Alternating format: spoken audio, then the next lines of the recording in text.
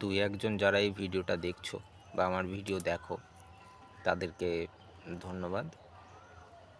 যদি ম্যানিফেস্টেশনের ফলে আমার জীবনে কিছু পরিবর্তন আসে, তবে আমি চেষ্টা করব যাতে আর 5 জনের জীবনেও সেই পরিবর্তনটা আনতে কিছুমাত্র সাহায্য করতে পারি। তো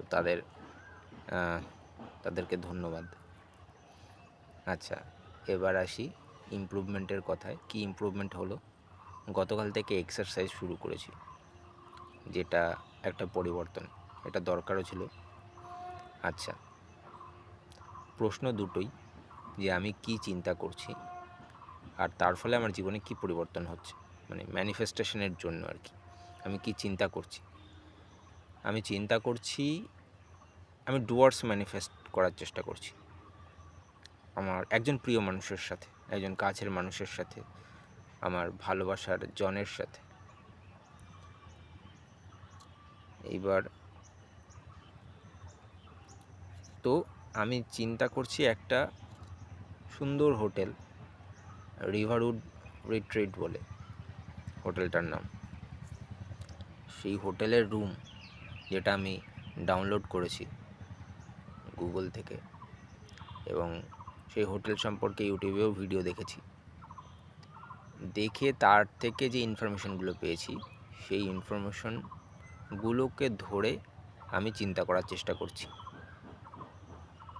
যে আমি হোটেলের সামনে দাঁড়িয়ে আছি বা হোটেলে প্রবেশ করছি, তারপর ওই রুমে আমরা একসাথে আছি, এই বিষয়গুলো।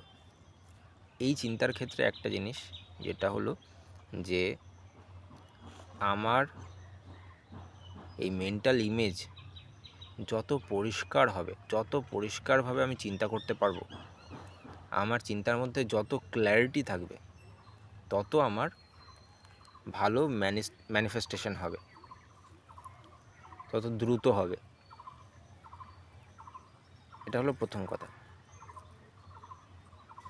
এই জন্য সেই হোটেল সম্পর্কে আমার ভালো করে ইনফরমেশন গ্যাদার করা প্রয়োজন, জানা দরকার। কারণ আমি যখন চিন্তা করব যে আমি ওই হোটেলের সামনে দাঁড়িয়ে আছি,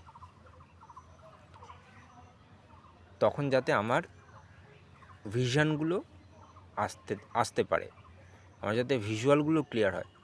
এই যে আমাদের চিদাকাশ, মানে চোখ বন্ধ করলেই যে সামনে একটা দৃশ্য থাকে, তাকে আমরা বলি মনের আকাশ বা চিত্তের আকাশ, চিদাকাশ, মানসপটও বলি। সেই চিত্তের আকাশে যাতে ছবিগুলো ভেসে উঠতে পারে। আচ্ছা, এটা হলো। এর ফলে জীবনের কিছু পরিবর্তন তো অবশ্যই এসছে এই চিন্তার ফলে। যেমন আমার যে নিত্য নৈমিত্তিক ডেলি রুটিন, মানে মেডিটেশনের, সেই রুটিনের ক্ষেত্রে বেশ পার্থক্য এসছে।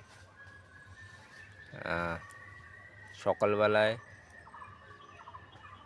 যে মেডিটেশন রুটিন আমি ফলো করি, সেই মেডিটেশন রুটিন আমি ফলো করছি না। দ্বিতীয় কথা হলো যে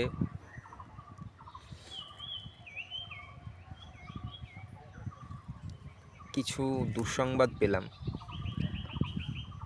যেটা আমাকে একটা ধাক্কা দিচ্ছে, একটা কোনো স্টেপ নেবার, একটা বোল্ড স্টেপ নেবার, কোনো সাহসী পদক্ষেপ নেবার, যেটা নিতে পারলে আমার ফিনান্সিয়াল কন্ডিশন অবশ্যই বেটার দিকে যাবে।